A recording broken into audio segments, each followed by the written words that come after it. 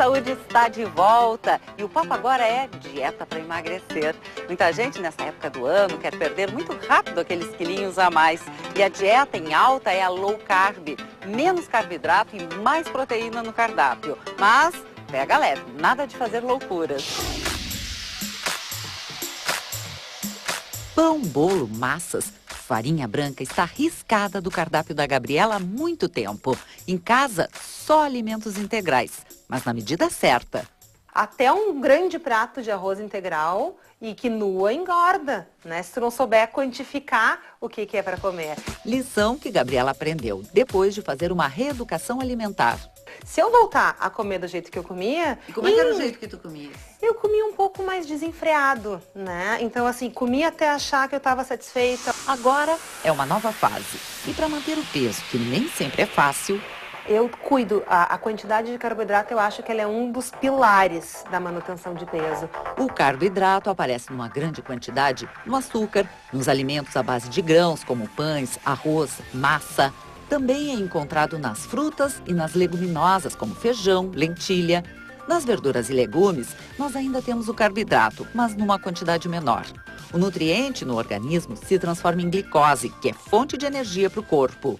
Ele é muito importante para as realizações das nossas tarefas, sejam elas motoras, intelectuais, porque sem isso a gente vai ficar com muito pouca energia.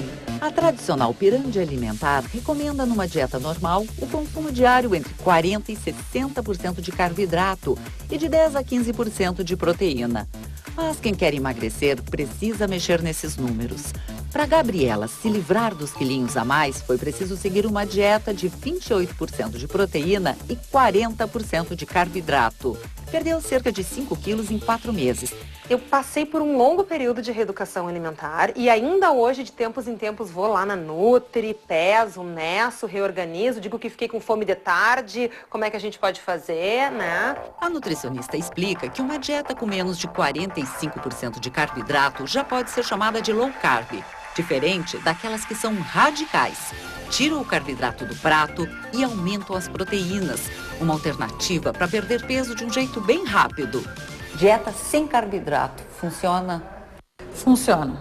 Temos que pensar que quando a gente reduz o carboidrato ou tira o carboidrato, a gente vai ter que aumentar alguma outra coisa. O lipídio da dieta, que eu não recomendo, porque tu vai ter outros danos cardiovasculares. Que seriam as gorduras. As gorduras. Ou tu aumenta a proteína, que é o mais comum. Este aumento da proteína tem uma vantagem enorme, que ela dá muito mais saciedade. No momento que eu não ingiro carboidrato, o nosso corpo entra numa rota metabólica que se chama gliconeogênese, que é a quebra de proteína e gordura em glicose, e isso acelera muito o metabolismo. Então a queima de gordura ela é mais intensa. Os efeitos do cardápio hiperproteico causam muitas discussões. Uma delas é a possibilidade de sobrecarregar a função renal. O rim é responsável por filtrar e diminuir as toxinas do sangue. Este médico nefrologista afirma que não existe estudo a longo prazo avaliando o impacto das altas quantidades de proteína nos rins de quem não tem doença renal. Mesmo assim, ele entende que podem existir alguns riscos. Como nós sabemos que o aumento da ingesta de proteínas causa um aumento na filtração dos rins, esse excesso faz com que ele trabalhe mais. Essa hiperfiltração, em todos os estudos mostram, né, que há um declínio então dessa perda da função renal. Então nos daria pelo menos uma lógica, né, de pensar que excesso de proteínas não seria benéfico, né, e por um tempo prolongado aí poderia futuramente, né, em longo prazo, coisa para daqui a 10, talvez 20, 30 anos, né, causar uma perda progressiva da função renal. Nada que seja assim um mês, 2 ou 3 ou 6 meses de dieta mudassem, mas nós sabemos aí que provavelmente no longo prazo isso tenha um efeito inadequado. O segredo para manter vida longa e cheia de saúde pode estar numa dieta equilibrada. Nem tanto ao mar, nem tanto à terra, né? Então fazer uma dieta mais saudável, que é aumentar um pouquinho a proteína, mas diminuir o carboidrato, mas não tirar completamente. A dieta low carb pode ter prós e contras. Existem milhares de estudos sobre os benefícios de uma dieta low carb. Quase todos eles estão relacionados, principalmente assim, com a diminuição da insulina, com a diminuição da glicemia e a diminuição dos triglicerídeos. O que pode acontecer também, às vezes, é que baixa o HDL, que é o colesterol bom, porque o corpo precisa se organizar para isso. Então, às vezes, uma grande quantidade de tempo faz um aumento do colesterol e uma diminuição do HDL e colesterol, que na verdade são coisas que a gente não gostaria que acontecesse. Por isso, a rotina de exames não pode faltar no cardápio de quem segue a dieta para emagrecer. Para avaliar a função renal, é indicado o teste de creatinina, que é bem simples. Mas tem outros exames talvez menos solicitados, né? Um exame comum de urina pode detectar também a presença de proteínas ou sangue na urina. Eventualmente a proteína na urina pode ser já um sinal, um indício de que haja hiperfiltração no rim, de que haja uma doença renal, mesmo que a creatinina ou os outros exames estejam aparentemente normais.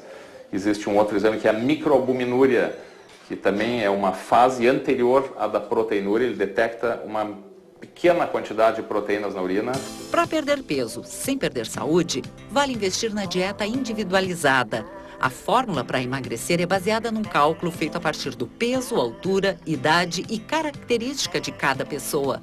Gabriela segue direitinho a receita da nutricionista e aprendeu a usar a balança para não errar na quantidade dos alimentos. Eu sou meio Caxias, assim, né? Então, a banana e tem banana. Então, quantos gramas de banana? É 50 gramas de banana, é 100 gramas de banana, corta o pedaço da banana que sobrou e bota e pesa e come aquilo. A low carb, eu acho que é a dieta que entra também na baixo índice glicêmico, sendo que a de baixo índice glicêmico teria sim um pouco mais de carboidrato, mas as escolhas de carboidratos de digestão lenta fazem com que eu tenha o mesmo resultado de perda de peso do que a low carb. Índice glicêmico é a velocidade em que o carboidrato leva para se transformar em glicose. Fica ligado no índice glicêmico. Também muito importante, não adianta comer, por exemplo, de arroz branco, né?